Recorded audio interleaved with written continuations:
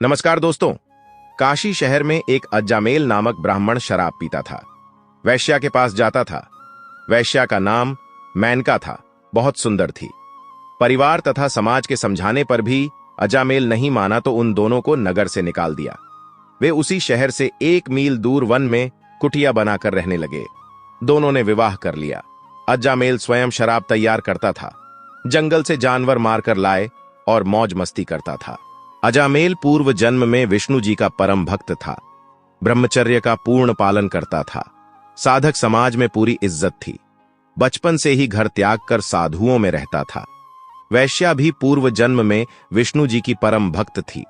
ब्रह्मचर्य का पूर्ण पालन करती थी, पर पुरुष की ओर कभी दोष दृष्टि से नहीं देखती थी।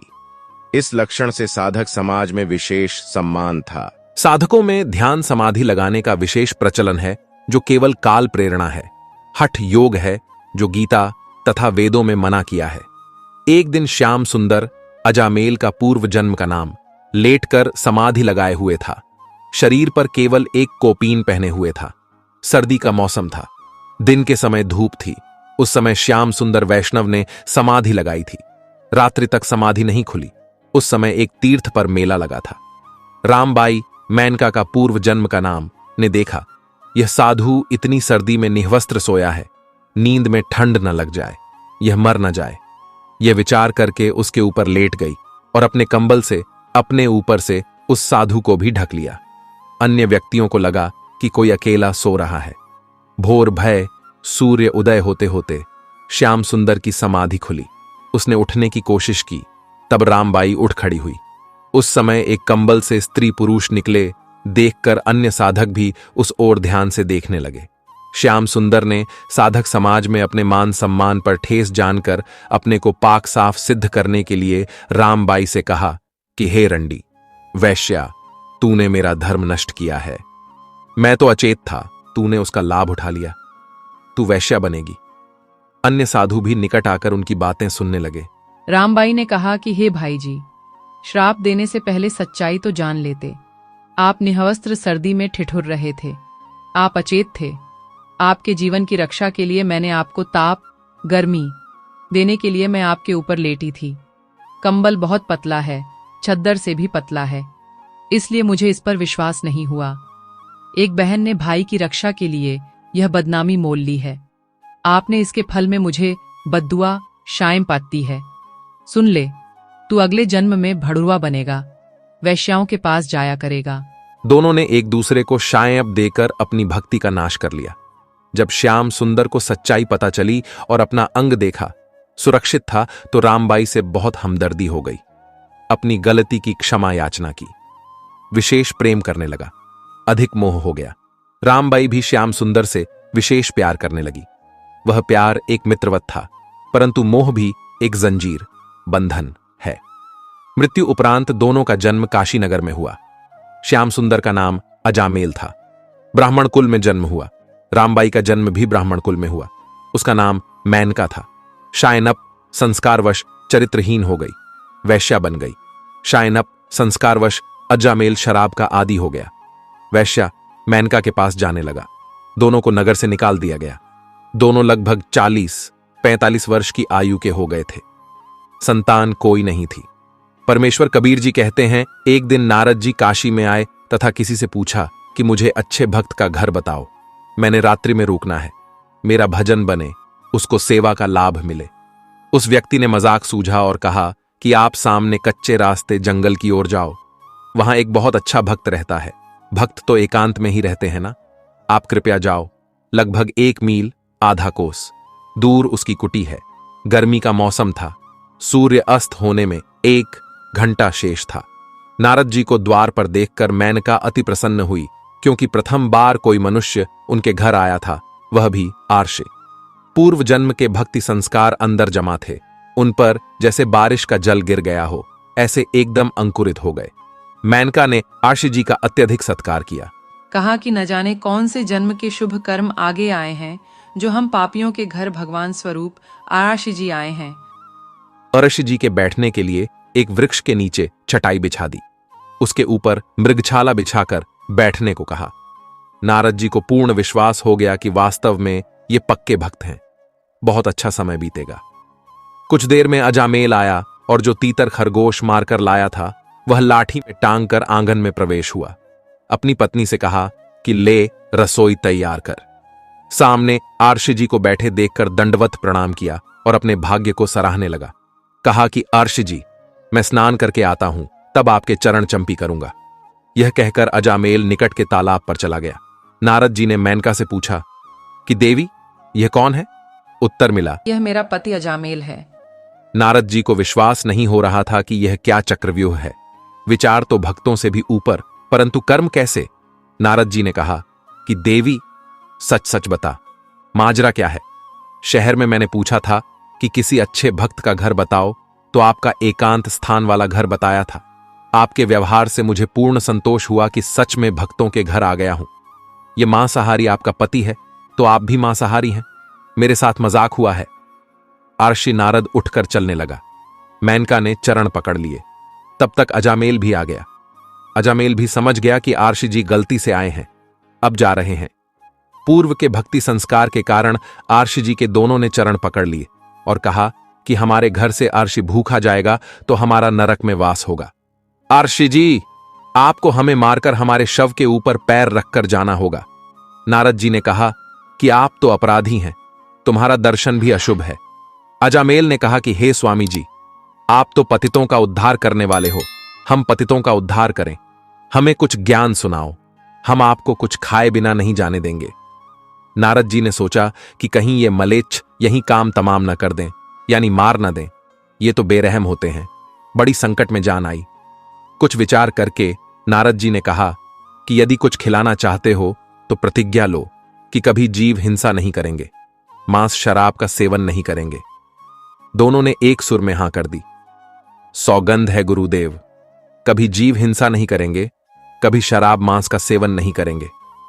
नारद जी ने कहा कि पहले यह मांस दूर डालकर आओ और शाकाहारी भोजन पकाओ। तुरंत अजामेल ने वह मांस दूर जंगल में डाला। मेनका ने कुटी की सफाई की, फिर पानी छिड़का, चूल्हा लीपा। अजामेल बोला कि मैं शहर से आटा लाता हूं, मेनका तुम सब्जी बनाओ। नारद जी की जान में जान आई। भोजन खाया। गर्मी का मौसम था। एक वृक्ष के नीचे नारद जी की चटाई बिछा दी। स्वयं दोनों बारी बारी सारी रात पंखे से हवा चलाते रहे। नारद जी बैठकर भजन करने लगे। फिर कुछ समय पश्चात आंखें खोलीं तो देखा कि दोनों अडिग सेवा कर रहे हैं। नारद जी ने कहा कि आप दोनों भक्ति करो, राम का नाम जाप करो।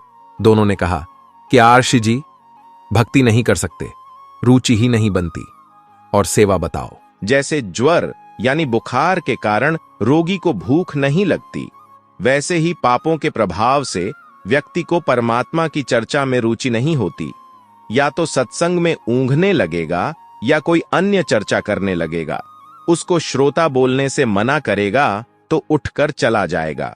यही दशा अजामेल तथा मेनका की थी। नारद जी ने कहा कि हे अजामेल, एक आज्ञा का पालन अवश्य करना। आपकी पत्नी को लड़का उत्पन्न होगा, उसका नाम नारायण रखना। आर्षि जी चले गए।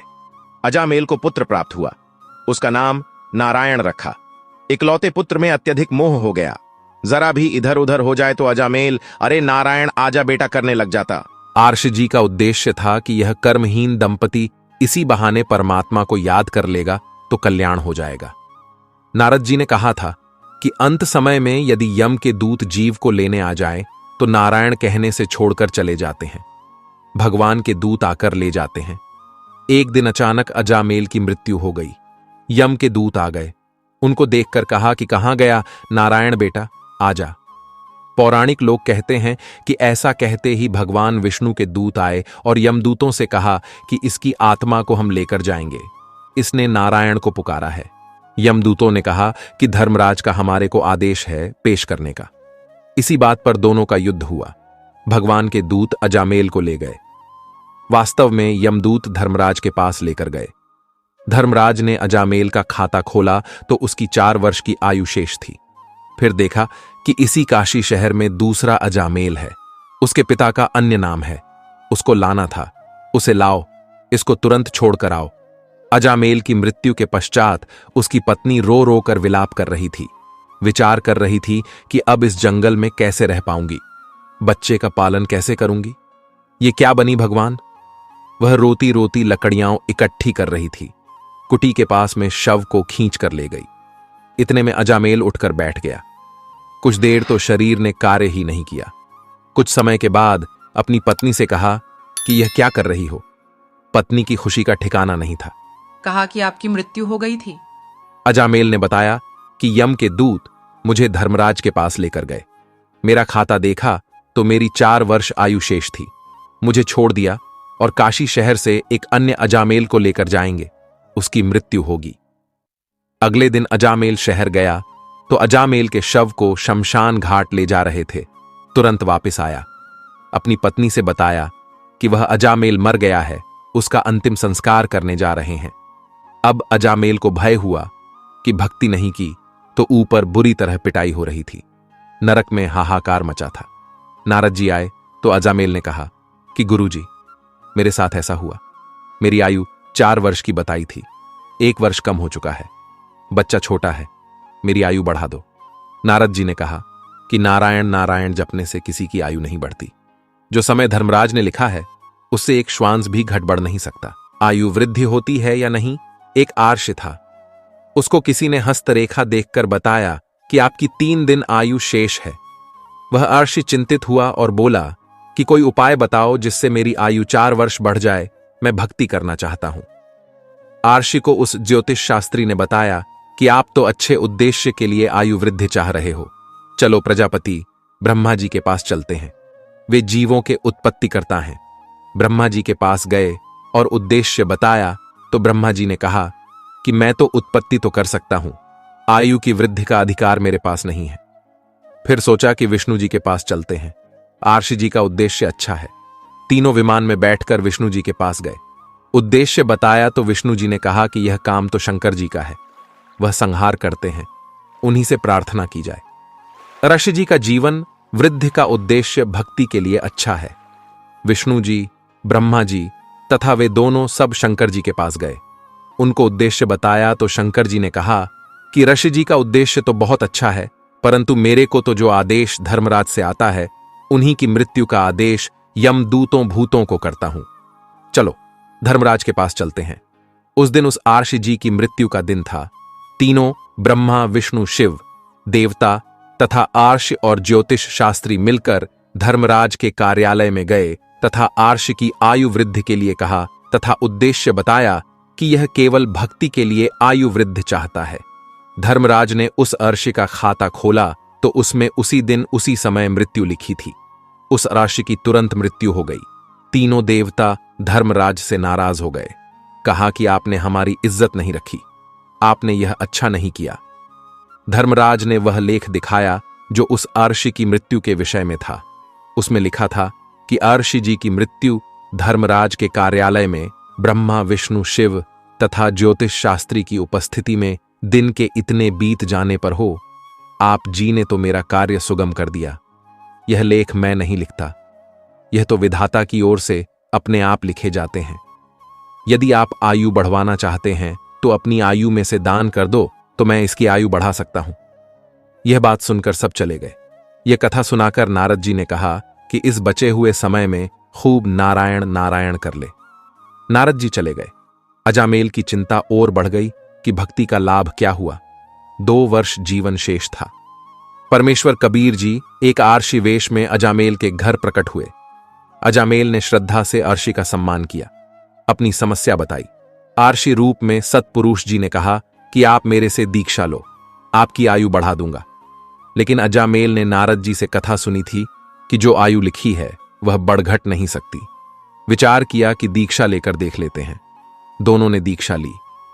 नारायण नाम का जाप त्याग दिया। नए गुरु जी द्वारा दिया नाम जाप किया। मृत्यु वाले वर्ष का अंतिम महीना आया तो खाना कम हो गया, परंतु मंत्र का जाप निरंतर किया। अंतिम दिन भोजन भी नहीं खाया, मंत्र जाप दृढ़ता से करता रहा। वर्ष पूरा हो गया, 1 महीना ऊपर हो गया, परंतु भय फिर भी बरकरार था।